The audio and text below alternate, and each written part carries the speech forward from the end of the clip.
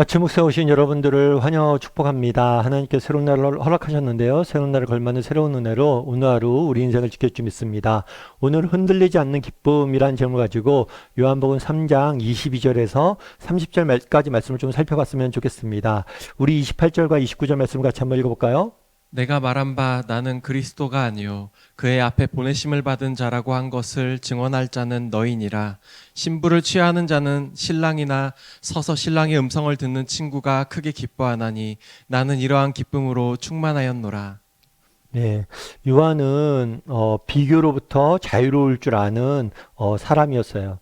그 당시 요한이 사역할 때 이제 요한이 광야에 세례를 볼 때 많은 사람들이 요한 앞에 나왔죠.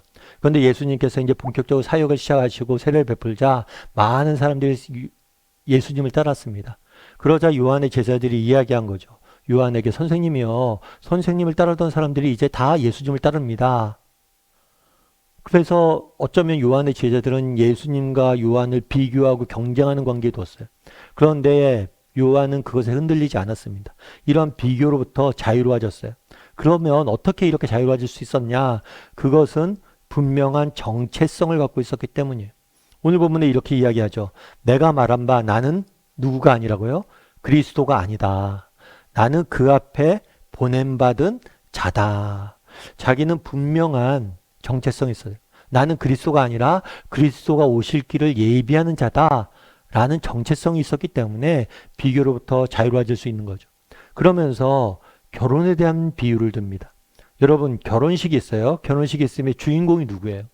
결혼식의 주인공이 신랑과 신부잖아요. 그런데 내가 결혼식에 사회로 친구가 와서 그런 거죠. 야, 이번에 사회를 봐줘. 그러면 내가 결혼식 사회를 보게 됐어요. 그럼 여러분, 내가 결혼식 사회를 잘 봐야 돼요? 못 봐야 돼요? 결혼식 사회 잘 봐야죠. 하지만 나는 결혼식 사회고 결혼식 사회의 중요한 역할은 뭐예요? 결혼식의 주인공이 신랑과 신부를 돋보이게 하는 거예요. 그런데 내가 사회에 맡았다고 내가 신랑보다 더 돋보이려고 한다면 그것처럼 이상한 게 없는 거죠. 제가 예를 들어서 주례를 맡았어요. 주례를 맡았는데 그날의 주인공 누구예요? 신랑이에요. 그럼 내가 신랑보다 더 멋있는 옷을 입어야지. 신랑보다 더 멋있게 보여야지. 이런 생각하고 있는 주례는 없어요. 그런 생각을 한다면 주례가 이상한 거죠. 결국에 세례 요한이 이런 예수님과 비교하는 제자들의 그런 말로부터 자유로울 수 있었던, 예수님과의 비교로부터 자유로울 수 있었던 근본적인 이유는 뭐냐? 분명한 정체성이 있었기 때문이에요. 나는 누구다? 하나님의 보내심을 받은 자고 나는 그를 증언하기 위해서, 그를 예비하기 위해서 보낸 자다. 나는 사회자다. 나는 결혼식의 사회자다. 라는 분명한 뭐가 있었던 거예요? 정체성이 있었기 때문에 비교로부터 흔들리지 않는 것. 다르게 말하면 이 분명한 정체성이 있었다는 것은 자신의 삶을 사랑할 수 있었다는 것. 여러분, 비교가 나쁜 가장 큰 이유는 뭐냐면 우리 자신의 삶을 사랑하지 못하게 한다는 것. 여러분, 우리의 삶의 각자의 삶은 정말 가치가 있고 의미가 있습니다. 근데 끊임없이 비교하고 경쟁하게 만들면 뭐라는 거예요? 이 가치와 의미를 못 찾게 만드는 거. 그래서 여러분, 정말 우리가 비교로부터 자유로워져야 돼요. 이 비교로부터 자유로워지기 위해서 우리가 가져야 될 게 뭐예요? 정체성의 정체성. 특별히 오늘 세례 요한이 가지고 있었던 정체성의 근원은 누구에 있어요? 하나님에게 있었어요. 하나님의 주권. 하나님이 보내셨다. 하나님이 맡은 역할이 있다. 이 맡은 역할을 감당하는 것에 뭐예요? 내 기쁨과 내 삶의 의미가 있다는 것. 오늘 본문에 보면 이렇게 되잖아요. 내가 기쁨에 충만했다. 세례 요한은 주변의 사람들이 떠납니다. 자기를 따르던 사람들이 예수님을 따라요. 그래도 그 일로 인해 슬퍼하지 않아요. 그 일로 인해 좌절하지 않아요. 왜요? 자신의 기쁨이 있어요. 기쁨의 원천은 뭐예요? 하나님이죠. 하나님이 주시는 뭐예요? 사명, 하나님이 맡기신 역할, 하나님 내게 주신 역할, 그것들 감당하는 게 내가 할 일이다. 이 분명한 하나님과의 관계 가운데 자기의 존재에 대한 확신이 있었기 때문에, 하나님과의 관계 속에서 자신의 삶에 대한 확신이 있었기 때문에 뭐 하는 거예요? 기쁨을 잃지 않은 거. 여러분, 우리도 질문해 봐야 돼요. 여러분 정말 여러분의 삶이 기쁩니까? 혹시 우리 삶의 기쁨을 잃어버리고 있지 않아요? 그럼 왜 우리의 삶의 기쁨을 잃어버리고 있냐는 거.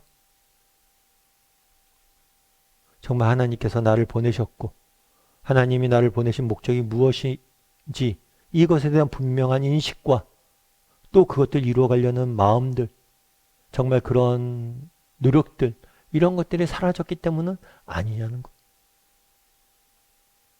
여러분 미켈란젤로라고 아마 아실 거예요. 미켈란젤로가 그린 여러 가지 작품이 있죠. 그 작품 중에 천지창조라는 작품이 있습니다. 이 작품은 성당 천장에 이렇게 시스타나 성당 천장과 벽면에 그림을 그리는 거예요. 그런데 사실 이 그림 자체가 엄청 큽니다. 크고 강대한 작업이었어요. 그리고 거기다가 천장에다 그리다 보니까 쉽지가 않잖아요. 여러분 천장에다 그림 그리려면 어떻게 해야 돼요? 이렇게 고개 들고 해야 되니 이게 쉽지가 않잖아요. 그래서 누운 자세로 그림을 그렸다고 그러더라고요. 그런데 이 그림을 그렸는데 4년 동안 그렸대요. 여러분 4년 동안 누운 자세로 천정에 그림 그리는 일이 쉬웠을까요? 쉽지 않아요. 이게 엄청 힘든 일이었어요. 그래서 나중엔 이 그림을 그리다가 목과 눈에 심한 이상까지 경험했대요. 그만큼 힘든 작업이었죠. 그럼 여러분들 이렇게 힘든 일을 한다고 쳐보세요. 여러분들이 이런 힘든 일을 했을 때 제일 바라는 게 뭐겠어요? 아휴, 이거 빨리 끝냈으면 좋겠다. 이런 생각이 먼저 들 거잖아요. 그런데 희한한 거는 이 미켈란젤로가 그림을 그리는데 구석에 있는 되게 디테일한 작은 것에 막 집중해서 뭔가를 그리고 있더래요. 그러자 친구가 그랬대요. 야, 그 구석에 천정 저 구석에 있는 그림을 누가 본다고 이렇게 열심히 그리냐. 그냥 적당히 해. 그랬을 때 이 미켈란젤로가 뭐라고 했냐면 누가 보긴 누가 봐. 내가 보지. 그리고 내가 알아. 그러면서 그것들 열심히 그렸다고. 어쩌면 이런 디테일이 있었기 때문에 지금도 이 예술작품이 많은 사람들이 뭘 받는 거예요? 사랑을 받는 거겠죠. 여러분 세상 사람 보기에는 그냥 사소한 것일지 몰라요. 하지만 정말 이것을 그리는 작가에게는 너무나 중요한 요소인 거예요. 우리도 마찬가지란 거예요. 여러분 우리의 삶에 각자의 삶이 있잖아요. 이 삶을 세례요한은 그런 거예요. 사람들이 보기에는 야 이제 세례요한 시대 끝났다. 다 예수님한테 가네. 아 세례요한 한물 갔어. 이렇게 생각하지만 세례요한은 기쁨을 잃지 않아요. 왜요? 사람들의 평가는 중요한 게 아니란 거예요. 제가 언제가 하나님 앞에 섰을 텐데 하나님 앞에서 내가 내게 맡기신 역할들을 잘 감당했습니다 라고 이야기할 수 있는 그 기쁨이 그 안에 있는 거예요. 여러분 그럼 우리는 어떠냐는 거예요. 여러분 언젠가 우리가 하나님 앞에 설 거잖아요. 그럼 우리 하나님 앞에 섰을 때 정말 어떤 말을 들을 거예요. 하나님께서 저에게 맡기신 역할은 이거라고 저는 생각했고 이것을 위해 제가 최선을 다해 살았습니다. 이렇게 이야기할 수 있어요. 분명한 정체성과 소명의식이 있냐는 거. 요한은 그때 기쁨에 충만하다고 이야기했어요. 객관적 현실을 봤을 때는 사람들이 다 떠나도 자기는 기뻤다고 그래요. 왜요? 하나님이 주신 그 사명에 대한 뭐예요? 충실히 그 역할을 감당하고 그것에 시선이 맞춰져 있었기 때문이죠. 우리 역시도 한번 돌아봐야 될 것 같아요. 정말 우리가 어떻게 세례요한이 이렇게 비교로부터 자유로울 수 있었느냐. 사람들의 말과 행동, 비교 이런 것들로부터 자유로울 수 있었던 이유는 뭐냐면 하나님에게 있는 거예요. 하나님께서 내게 맡기신 역할은 무엇일까? 하나님께서 내게 이 땅에 나를 보내신 목적은 무엇일까? 내가 서 있는 이곳에서 내가 하나님이 하길 원하시는 건 무엇일까? 그것에 집중하고 했기 때문에 기쁨을 잃지 않는 거예요. 우리도 조금 그런 삶을 살았으면 좋겠어요. 사람들의 말이 아니라 정말 하나님이 나를 이곳에 보내셨음을 확신하고 정말 내가 서 있는 이 자리에서 하나님 원하시는 게 무엇일까? 그것들을 고민하고 그것들을 이룸으로 그것이 나의 기쁨이 되는 그것을 이루어가는 게 내 기쁨이 되는 그러한 삶을 사는 저나 여러분이 되기를 주님의 이름으로 소원합니다. 우리 함께 기도했으면 좋겠습니다. 기도하실 때 오늘 말씀 기억하면서 기도했으면 좋겠습니다.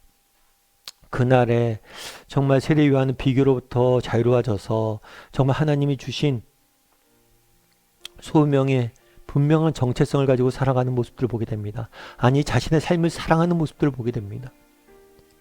우리도 세례요한처럼 내 삶을 사랑하게 해달라고. 정말 우리의 삶들은 무의미하고 가치없는 삶이 없습니다. 왜냐하면 하나님이 우리에게 맡기셨기 때문에 하나님이 보내신 그 자리에서 정말 기쁨으로 내게 맡긴 사명을 가정에서 또 일터에서 또 교회 공동체에서 감당할 줄 아는 그런 사람이 되게 해달라고 이 시간 오늘 말씀 기억하면서 함께 기도하도록 하겠습니다. 같이 기도하시겠습니다.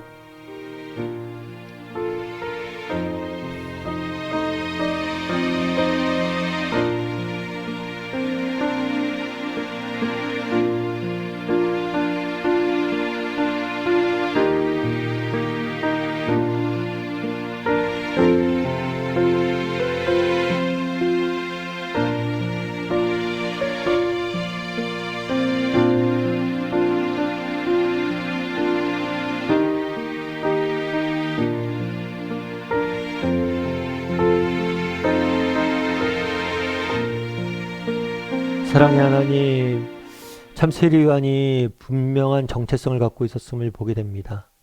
그래서 세상의 말들이나 세상의 판단이나 세상의 소리에 흔들리지 않고 정말 삶의 기쁨을 유지하는 모습들을 보게 됩니다.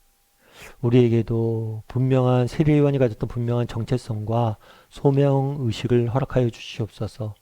하나님께서 정말 내게 정말 감당할 일이 있고 나만이 채워야 될 빈자리가 있어서 이곳에 보내셨고 내가 서 있는 이곳에서 정말 내가 충실히 하나님께서 맡기신 일들을 감당할 때 정말 그분이 기뻐하시고 나를 통해서 놀라운 일들이 있을 거라는 믿음을 가지고 각자 서 있는 가정에서 일터에서 또 공동체에서 정말 맡겨진 사명들을 감당하고 사람들을 사랑하고 섬길 줄 아는 그런 사람이 될 수 있도록 주여 붙잡아 주시옵소서.